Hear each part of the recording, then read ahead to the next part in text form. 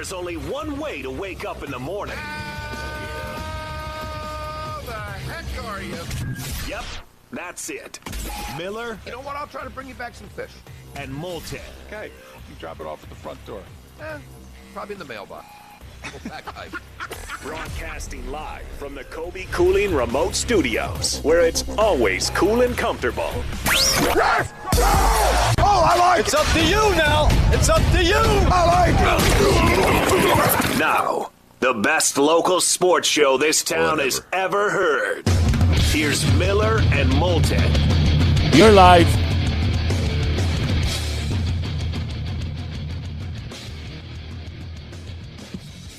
How the heck are you? Miller and Moulton on this hump day. Thanks so much for being with us. Southwest Florida's Fox Sports Radio, streaming the show once again at millerandmoulton.com and broadcasting live once again on the Miller and Moulton YouTube and Twitch.tv channels. Mark, it was 10 years ago tonight That the coronavirus started? that a certain gentleman took his talents to South Beach. Looky there. Yep. 10 years ago yesterday that Wade and Bosch announced on a Sports Center to Michael Wilbon that, they were going to join forces in Miami. And then we waited. And then the decision. And it was 10 years ago tonight that LeBron went from wearing the white hat to the black hat, which doesn't often happen in sports. And I wonder how much of the hat does he still wear? He still wears some of it. You know, it's interesting that you say that it was 10 years ago tonight because it was 24 years ago yesterday that probably and arguably a bigger turn heel moment happened in the sports world. I don't know if you caught it yesterday on Twitter, but it was 24 years ago yesterday that the Hulkster turned to the dark side and went to NWO. Whoa! And which is more shocking, LeBron wearing the black hat with the Heat or Hulkster going to the dark side and disappointing all those little Hulkamaniacs? I actually think it's the Hulkster. Could be our poll question. I think that's our poll question. All right, bigger heel moment. Yeah. The decision or the Hulkster going to the dark side? The part that I just had trouble with visually. I know where you're going. You you don't even have to say it because everybody knows what you're talking about right now. That beard. The colored beard. The colored, clearly. The dark beard. black Right. colored in beard. Right. It's the guy who was going gray. All right, clearly going gray. And then all of a sudden comes back from vacation and has decided, I'm going the dye job route. And it's like, whoa. And he just goes about his business like everything's the same. And you want to tap him on the shoulder and go, hey, can we talk about this a little bit? Right. Whoever wrote that script said we're going with the jet black painted on beard. Right. Do you remember the controversial cover, OJ, on the cover of Time magazine, in which they made him darker, more shadowy, more menacing?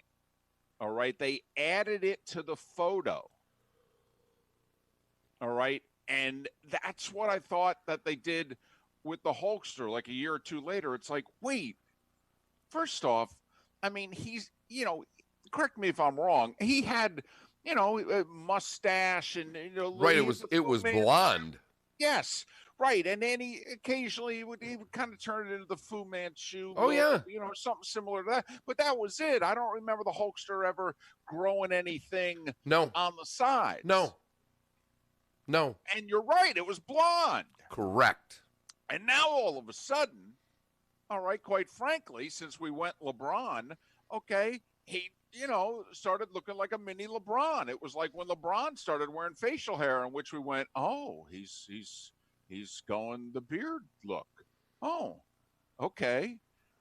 I don't know. And then I'm not a huge beard guy, but okay, that's fine. Yeah, that is something that, and even though you and I have been anti-shaving during this coronavirus, Yes, we're not beard guys. I've worn facial hair, but not a beard. Right. And let's face it, it's a combination of just laziness. And when you make the switch to radio, you get, when it comes to personal hygiene and fashion, you get more and more lazy as the years go on.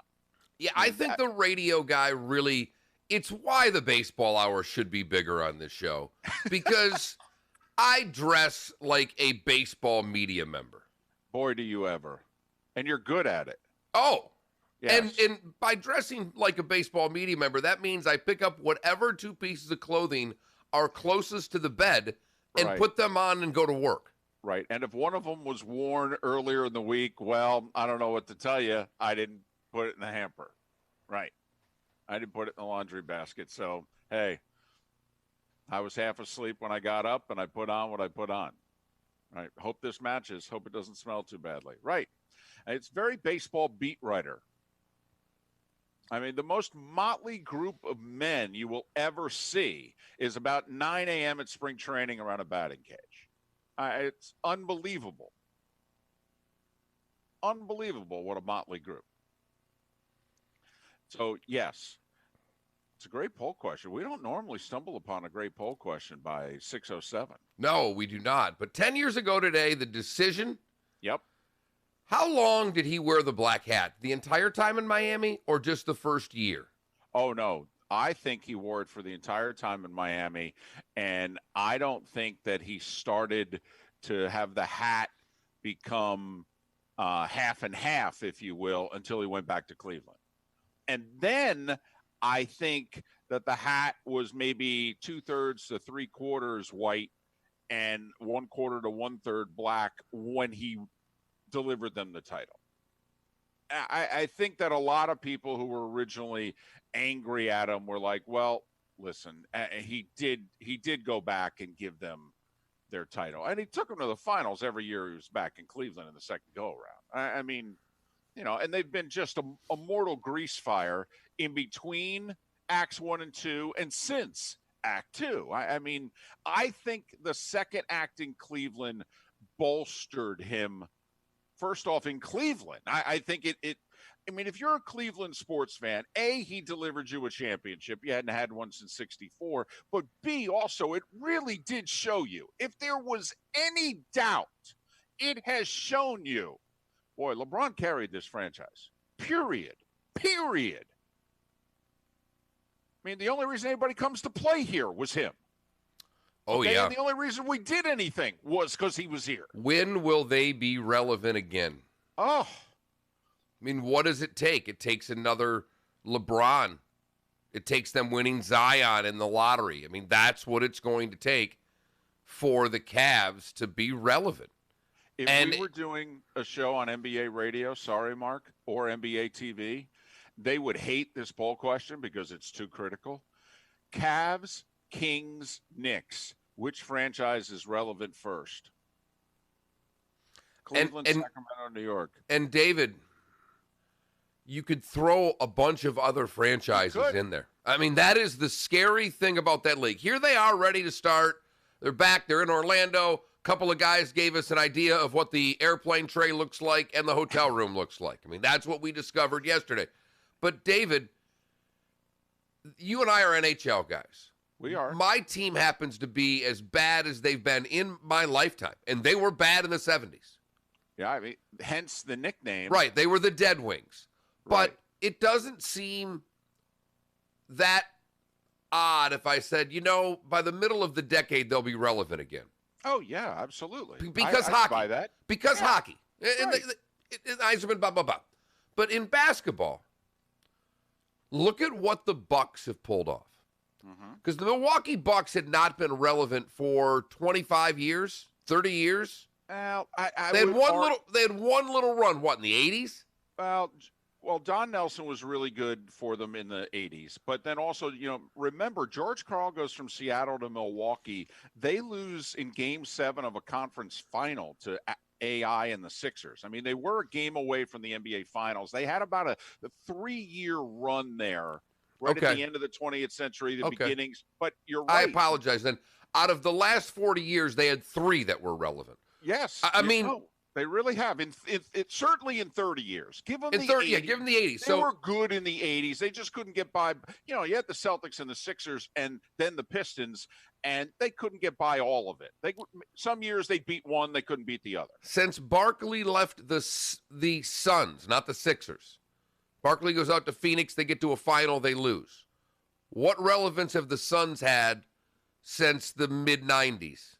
Well, they had, I'd say, a handful of years there when they had Nash and Stoudemire and D'Antoni, the mid-2000s. Yeah, good offense, and they were kind of the Cavs of the 80s.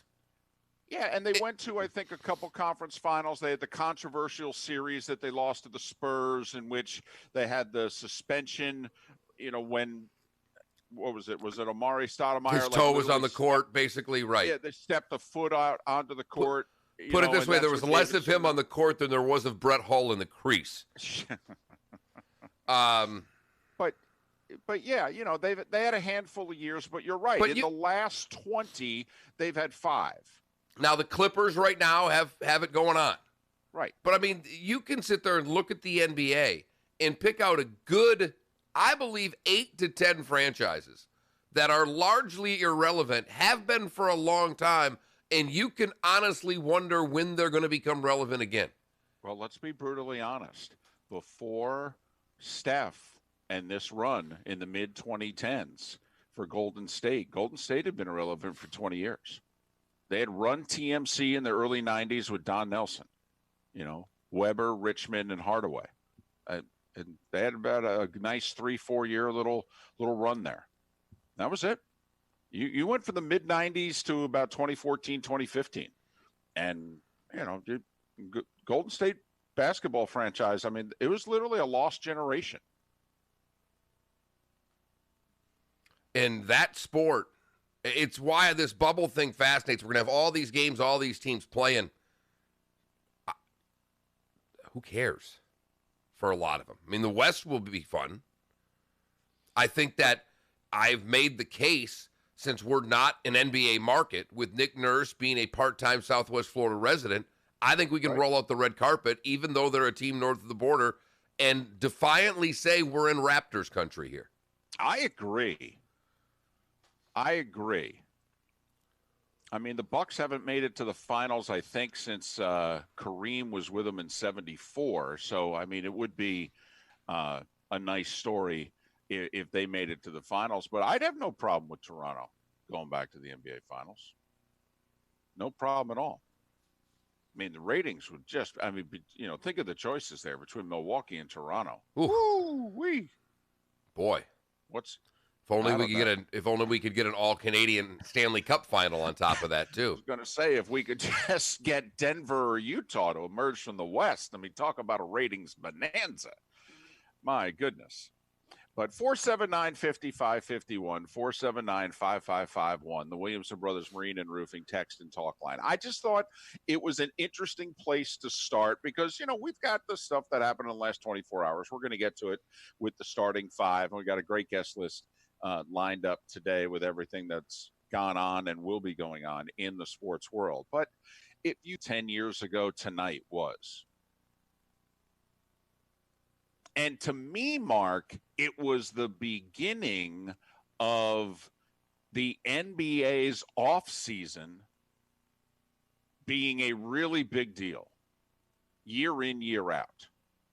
I mean, I think it has now been a 10-year run where there are a lot of sports fans who are not huge NBA fans, but they love the frenzy that is the first week of July in the NBA. Because it's like a fantasy football draft 24/7 for 7 to 10 days. I mean, the player movement that takes place in the NBA in the first week of July every year is almost fantasy sports-like. Because unlike the NFL, David, where we love free agency, but let's be frank, free agency doesn't deliver a title automatically in football. Hell, it doesn't even guarantee you a whole lot of wins. No. Now, this year was a little different because Tom Brady was a free agent. And that's why it was so remarkable, because Brady and Rivers and then a bunch of other quarterbacks who don't matter as much moved. We don't get that normally. That is a once in a lifetime. I mean, think about it. Cam Newton's one of the other guys, by the way. Right. I mean, a minimum 3 Hall of Fame quarterbacks. I mean, Rivers is borderline. I think Cam is borderline. Tom is obvious. But there's a chance that 3 Hall of Fame quarterbacks switch teams. David, if offseason. Nick Foles, Cam Newton, and Teddy Bridgewater were the only movement in the quarterback position, it would be thought of as damn near a once-in-a-lifetime summer for quarterbacks. Right. You know, we've been going through this when Cousins, hey, man, this is unprecedented. So with what happened with Brady and Rivers, I don't know if we'll ever see something like that again. We might, because now some older quarterbacks may play longer, and that may have shown the path for whether it's a Breeze or whomever else down the road. But in the NBA, all of the sudden, a year ago, I think it was yesterday, when Kawhi and Paul George, it was last week rather, because it was in my, today was the day when Paul George and Kawhi announced they were going to the Clippers, in that moment, you knew that the Clippers were viable for a title. Immediately. Right. Immediately. Yep. There's no, Mookie Betts went to the Dodgers. They've been the favorite for 5 years. Does anybody think for certain they're going to win the World Series? We have no idea. Hell no. Hell no. No guarantees of anything. Tom Brady going to go to the playoffs? We don't know. But when Kawhi and Paul George went to the Clippers, you went them in for the Western Conference Finals. Right. Right at that moment. When LeBron went to Miami, you went, oh boy. I mean, we all remember 1, 2, 3, 4, 5, 6. And yeah, he got panned for that, but no one thought he was nuts for saying it. I mean, he was there 4 years. They went to 4 finals, won 2. But there was the downside to this.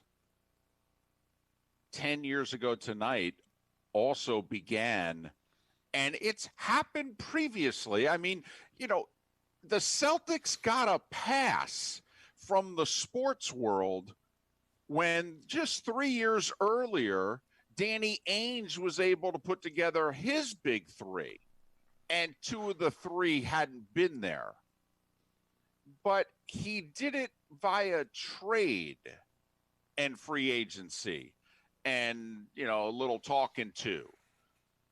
But this cemented the players. You know, that was Danny Ainge orchestrating that. Nobody believed Pat Riley orchestrated this. They did for about 24 hours. And then the story came out that, yeah, Wade Bosch and LeBron have been talking about playing together. Let's go back 2 Olympics ago. Man, they've been talking about this for a while. They're buddies, all right? And in fact, LeBron was trying to get them all to agree to come to Cleveland.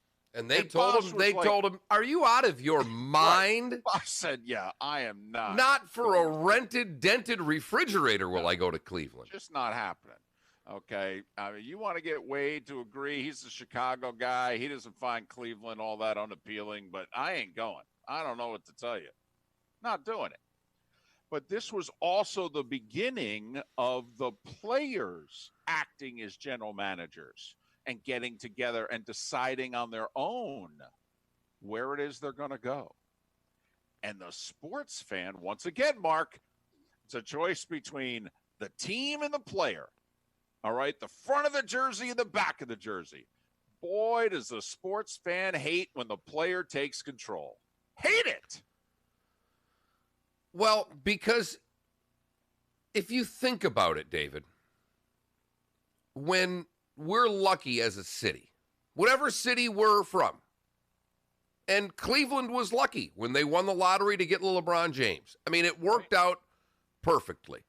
That they got to take the hometown kid and everybody in Cleveland celebrated. It's a little bit of luck. You have to be bad. I mean, in the NBA, it's twofold. You have to be bad and get lucky. Right. The NFL, you just have to suck. Right. Be bad for a year. Right. But we do that together. When we suck as a city, it's our team that sucks. And we, even though we have nothing to do with it, David, we're part of that rebuild. We can jump on the bandwagon early. You can all go back to whatever team. For me, I would say it's the Pistons, drafting Isaiah and Kelly Tripucka. That's the moment that I went, ooh. Just started, I just got cable. Just started to watch Channel 50, and George Blaha give me George Benson or Kurt Benson in this bunch of players. But they drafted Isaiah Thomas that I just got done watching at Indiana, and Kelly Tripucka that I watched for 4 years at Notre Dame. And I went, I think I can get into these guys. Yeah, I'm interested now. And then, then all of a sudden they start building this collection, and it ends up being a great team. Well, I got to watch the whole thing as opposed to, well, we're in a city and a guy picks us, and then he brings two guys with him. It's just different. Very. And think of it. Most of us aren't from cities that people want to move to.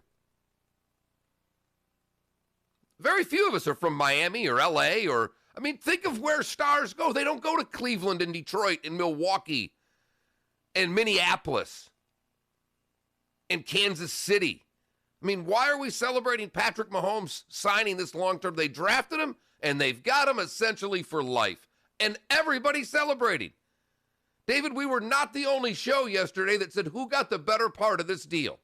Saw that question from breakfast until dinner and all the way in between. Well, good to know. But that's organic. They moved up in the draft to draft Patrick Mahomes. Yes, they did. He didn't grab 3 players and all go to Kansas City. Now, will certain wide receivers and running backs in the next 12 years be very interested when the Chiefs call them?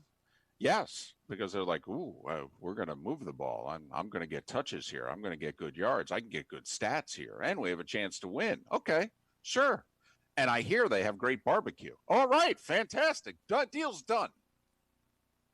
But 10 years ago tonight was a big deal, and it ended up being something that changed the NBA.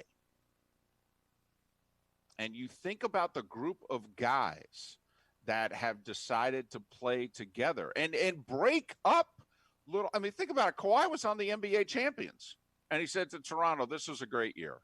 I love you guys, but LA's home. I'm going home. If it wasn't, if that situation didn't, I'd stay, but I'm going home. And Paul George, they put him together with a couple of guys in Oklahoma City, and he said, I got a nice situation here, but I got a chance to go home and probably, do a little better, quite frankly. But 10 years ago tonight, the decision, I'm taking my talents to South Beach. I joked with the Hulkster thing, but I actually think the poll question is, and I like the question. I hope you do too, David, but is the NBA better or worse since? Oh, better. I think it is, and I don't know necessarily if the vote would say that. Better. I agree wholeheartedly. Are you that confident that the vote would go that way? Now, if you're a Celtics fan, you're going, I don't know. We would have had a hell of a run if they didn't join forces in Miami, and then he didn't put a little band together in Cleveland too. That guy stopped us from another. Danny putting a few more banners up there, but I think. But the better. Players took control 10 years ago. The league definitively changed today 10 years ago, and will never be the same. No. Is it for the better or for the worse? I think it's clearly for the better. Interesting. That's a good poll question. So you'd rather go with that as opposed to who was the bigger heel? LeBron after he took his talents to South Beach, or the Hulkster when he went NWO? The starting 5 coming up next in what could be in between the liveliest commercial break in the history of this show. We actually have something that I really care about. It's another reason to sign up for the Miller and Moulton YouTube, but specifically Twitch.tv channels. You get the commercial breaks, which will be lively from now on. We got an email last night saying the commercial breaks are the key. So I read that this morning, almost went back to bed. So if we're not yelling at each other, we need to yell at some of you in the Twitch chat room. 479-5551 is the Williamson Brothers Marine and Roofing text and talk line to get in that chat room. 479-5551. Starting five is next. Thanks so much for waking up with us. Happy Hump Day. Miller and Moulton, Southwest Florida's Fox Sports Radio. A date which will live in infamy. I could go with either of those questions. Amazing comebacks. I think Comebacks. the NBA one will actually get a better response. I do too. Another great American comeback story In stopping the virus, will be in the books. we will have a great victory. Our story continues. Line of the year Our lives, is Tammy Duckworth to Tucker Carlson. Try walking a mile in my legs. And tell me. Walk a mile in my legs. It may be one of the best FU responses that's ever been given. And if They're looking at him as a presidential candidate in 4 years. Tucker, Yeah. He'll never do it. I mean, he's an idiot. well, he'll never do it. I mean, you don't walk away from making millions of dollars. You say thank you very much, and you just keep on keeping on. And I've always argued. I mean, Rush Limbaugh said it a long time ago. His show does better when the Republicans are not in power. Oh my goodness, I can't believe you did it. There's more angst. Look at all of the sleepy eyes just up. This is what you'll get during the commercials. Maddie's got to come in and give she won't even show the face. Uh-oh. Fresh out of bed, I asked her to give me a hug when she got up, and she did. That is so sweet of you, and you're still so tired. All right. Adios, sir, kiddo. Look at that. She's already got it down. Make sure that her face is not seen. Does not come into the camera. Right. Uh-oh. Our Twitch room, at least what I'm seeing on my phone, is all rainbow colory. Is it? Yep.